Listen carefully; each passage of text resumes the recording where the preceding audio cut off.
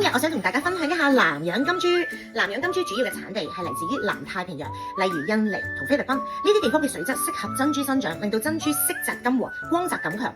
近年市場對南洋金豬嘅需求急升，價格都跟住上漲，從幾千蚊至到幾萬蚊都有。特別係質素高嘅南洋金豬，價錢更加係水漲船高。如果你想揀好嘅南洋金豬，有幾個重點需要注意。首先睇下珍珠嘅圓度，越圓嘅珍珠通常價錢都會越高嘅。光澤亦都好重要，光澤感強、色澤自然嘅南洋金豬通常質素會比較好。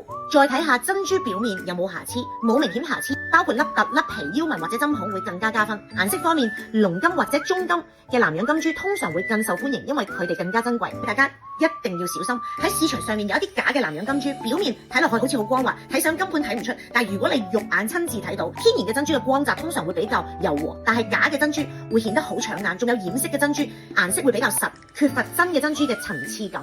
所以選擇南洋金豬必須要謹慎，最重要係要睇下自己嘅預算。如果預算冇咁高嘅話，就唔好要求正圓完美無瑕嘅南洋金豬啦。今日嘅分享就到呢度，我哋下條片再見，拜拜。